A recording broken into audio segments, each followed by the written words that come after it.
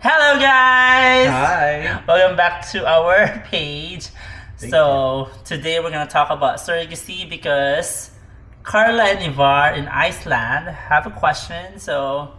But by the way, Yes. my name is Mac. My name's Jeff. So we've gained 300,000 plus followers last year, and I know when we created the video about surrogacy, it's sort of like 3 years ago already. So if you haven't watched that video, we made like a 17-minute video. So we're making a new one for all of our new followers that are not aware yet how we were able to achieve our dream, and that I have two beautiful daughters. and that is having our two beautiful daughters. So this is the question of Carla and Ivar in Iceland. Hello, stay warm. Hello, Iceland. Stay warm out there. So I hope you notice me. Please give me some details about how you were able to have your children. I want to have babies. I want to have a baby as well. I am trans, but I'm married to a femme, which is her foreigner husband. I hope you can give me details on how was the process. And by the way, you have two beautiful angels. Oh, thank you. Thank you so much. Well, first off, I would tell you that if you have all your body parts and you haven't done a body reassignment, now's the time to go find a clinic and you can save your sperm and have it frozen. Because once you have your reassignment done, it won't work.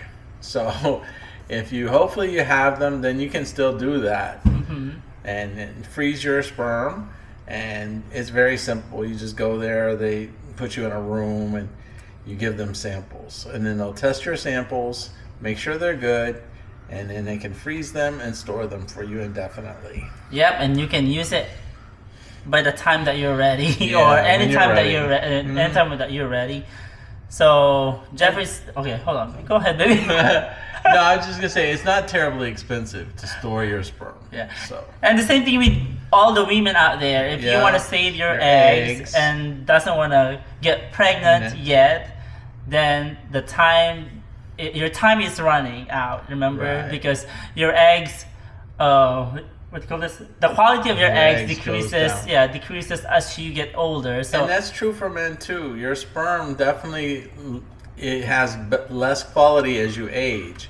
So it's better to save your sperm when you're younger than when you're older. but definitely more with women. Women, though. definitely, yeah. So that's what all the celebrities are doing now. They're saving their eggs, Yep. and if they want to have surrogacy or whatever, then they can definitely do that because they have the money anyway. But going back to you, so like what Jeff said, before you do your gender reassignment, if you ever plan to do that, make sure, like what Jeff Save your said, sperm. save your sperm, because we have a follower, she's also an older transgender and trans woman. So that's what she was saying. If there's one thing that she regrets doing, is that doing the gender reassignment and not saving his sperm Right. early on, because like what she's saying, she wished she could have her own children as well biologically.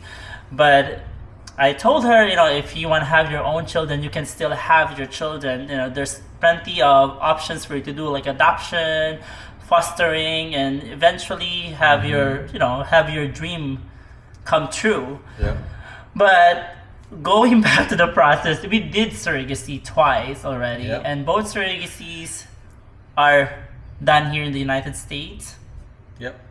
And that's what we did. We chose our clinic, and they're based out of Chicago. And the name of our clinic is Fertility Center of Illinois. And Dr. Kaplan. just look for Dr. Brian Kaplan. He did both transfer with our surrogate mothers, because we have two different surrogate mothers. But they are both Brittany, so hi to our amazing surrogate mothers. Without you guys, we will not. Yeah, we can have not done it.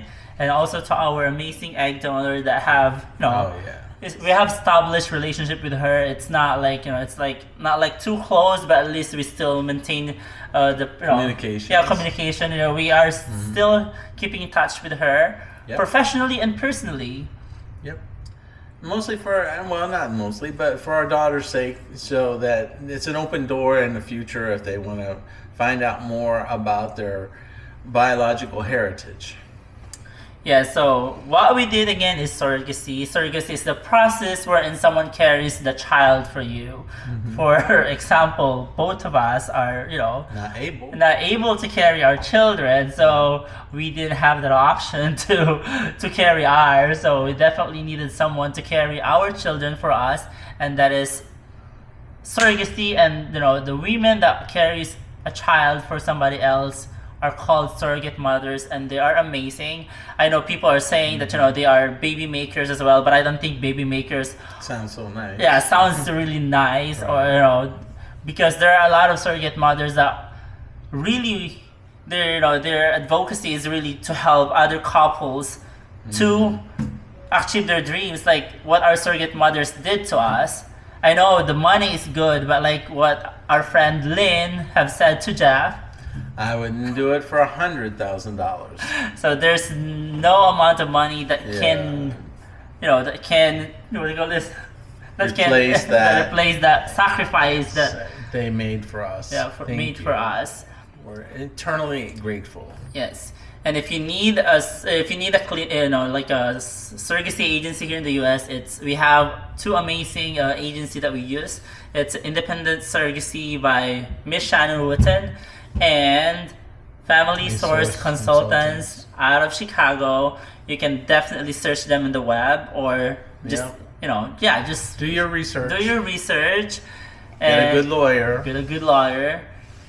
And I really hope your partner is in the same page you are, because Jeffrey and I definitely wanted to have our own children. That's right. What else can you say? Well, it's an expensive process, but it was well worth it. It's time consuming. It took us a long time to find our first surrogate, almost 9 months, right? Yeah, it's almost 9 months. And it was like crazy, but it is what it is, and it was worth the wait. Yeah, it was definitely worth the wait. But what do you think was the reason why we were we waited that long to find a surrogate mother for Maria? Well, there was a lot of demand. There's a lot of gay couples and a lot of people, not just gay couples, but straight couples too, actually using surrogacy nowadays. So it's a process that, has really helped and benefited a lot of families. Yes.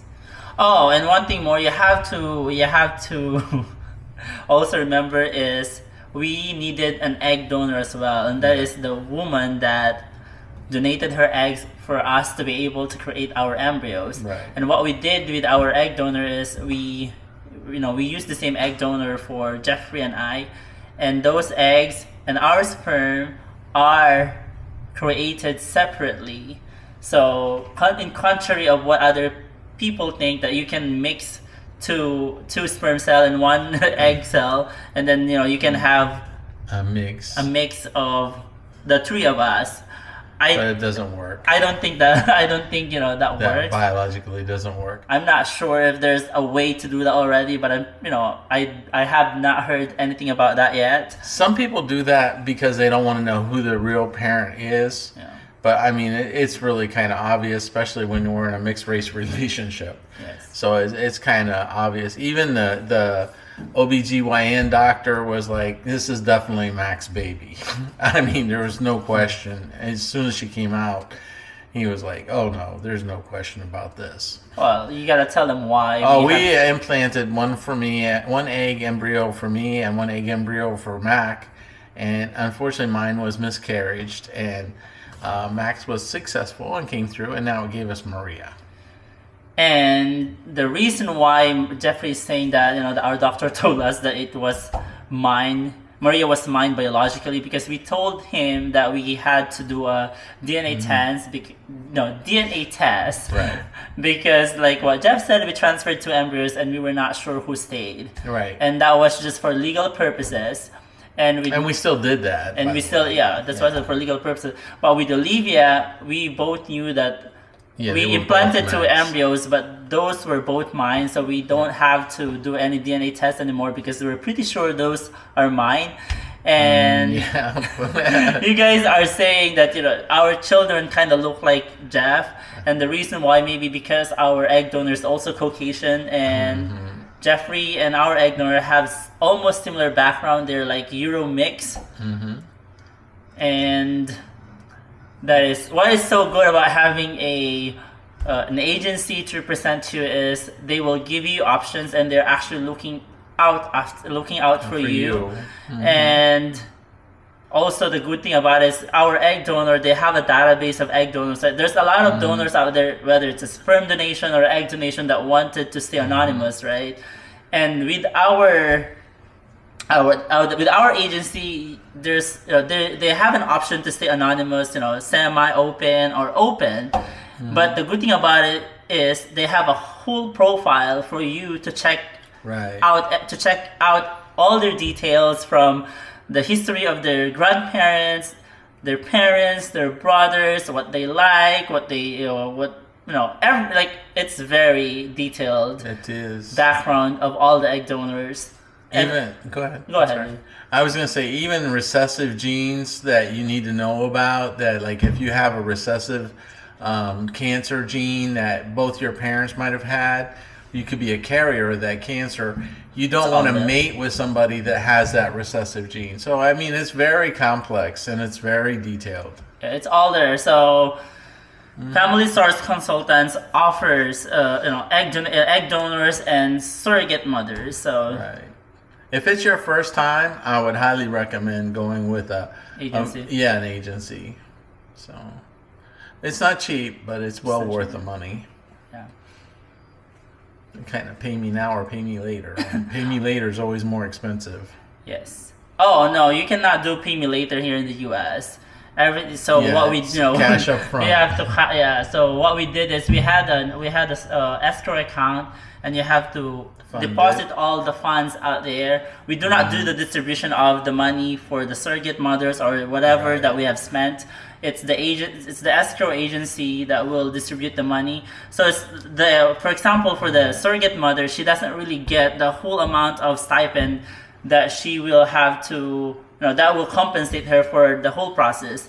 It's like she's also getting like a monthly allowance, monthly pay. Right. Like it's like just like she's working. You know what I mean? Like she gets paid every month for to carry the baby. It's distributed for like 12 months of I think it's 12 months. Well, until she gives birth, I should say. Yes, and then but you're still responsible for up to 6 months after that, depending on their health and stuff. So I mean, there's a lot of complications can come into it. Yes. So like I say, it's very important to have a good lawyer and know what you're doing, know what you're signing, and make sure that everything is upfront and legitimate. So. And the other thing is that they highly recommend that you never use the same egg donor to carry the baby. Mm-hmm. So that way, when you use an egg donor or when you use a surrogate, they have no biological connection to the baby, so they have no legal right to the baby at all.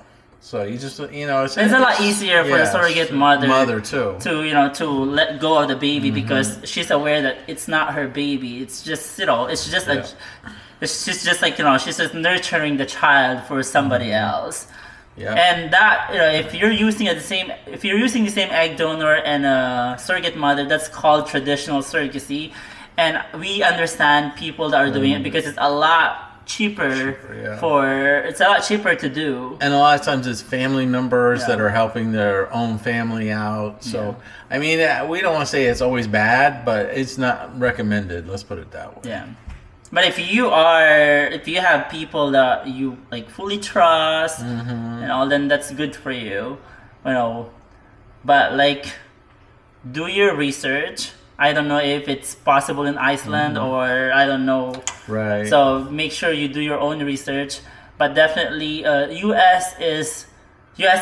has the most success about surrogacy.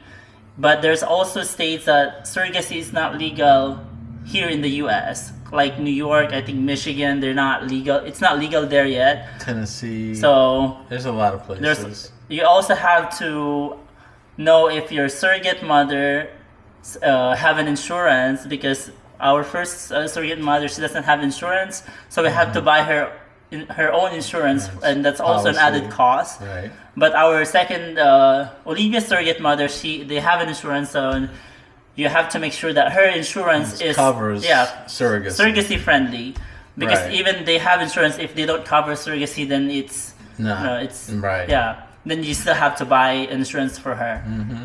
So there's likewise, do your own research. Definitely, there's so many research or there's so many resources available online. Right.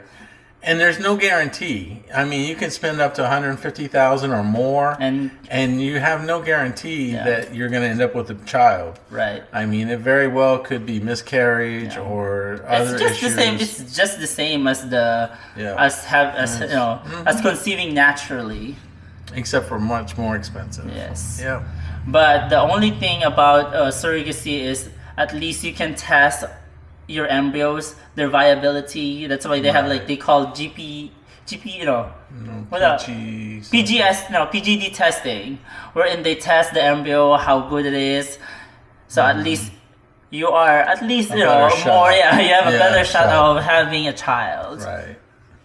But if it's meant to be, it will meant to be. Yeah. Hey, best of luck to you. Wish you all the best. Yes. Bye bye. Bye bye.